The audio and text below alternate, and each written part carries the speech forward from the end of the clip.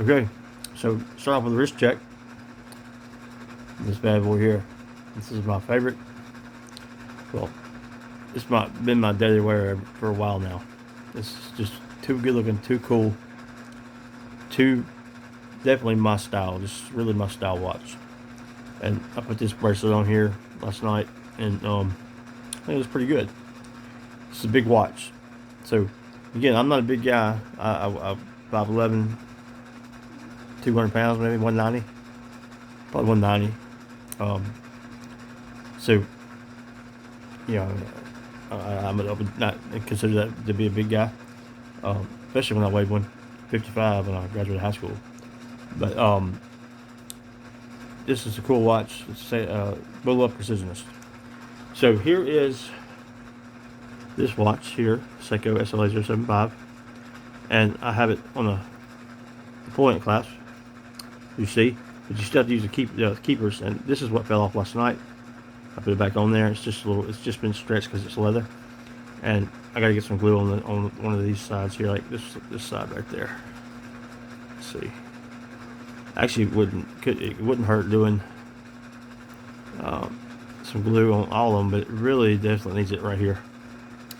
So you see it splitting a little bit. So this watch, the pros and cons to this is the U.S. exclusive. A close-up view over here. It's really a fine timepiece.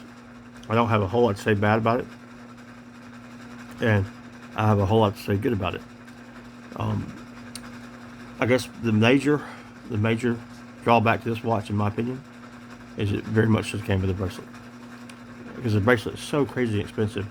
And I'm just not going to pay $415 for a bracelet. I've said that a million times. I'm not going to go into great detail, but the major con to this watch, if you were to buy this watch, is it doesn't come on the stock bracelet that comes on the SLA073 and the SLA079 and the two 300M.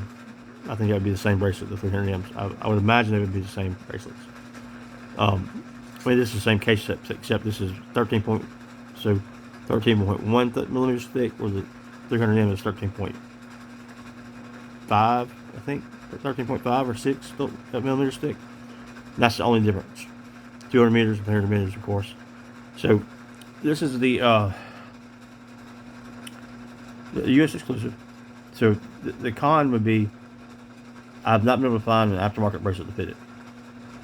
And I've looked everywhere. I've tried multiple bracelets to no avail. So it's like, if you get this piece, you're really going to want the bracelet, because I have had the bracelet before, and I can vouch that it's a very nice bracelet. It's just not worth $415, but it does look good on this watch. It takes this watch to a whole nother level, and you can see how refined this watch is. I mean, it's just, so that's really the only con I have. If I had any other con, it'd be this movie. It's kind of been up and down as far as timekeeping. Running fast right now. For a little while there, it was running slow. So I think it's really positionally how it's been.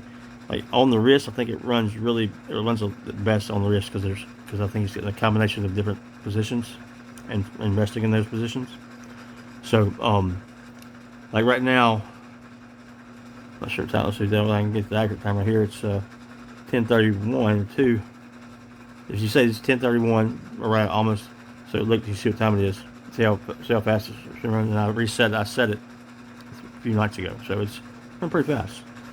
But I'm not ready to send it off to Seiko Japan, because it's going to cost a lot. Send it to Seiko factory, Grand Seiko factory, and it's just not time for it. And I'm not a watchmaker, and I don't really want anyone else but Japan to be going into this watch. But I don't have the money to send this watch off. So that's on the cons. The pros: this watch is refined, it's fine, and it's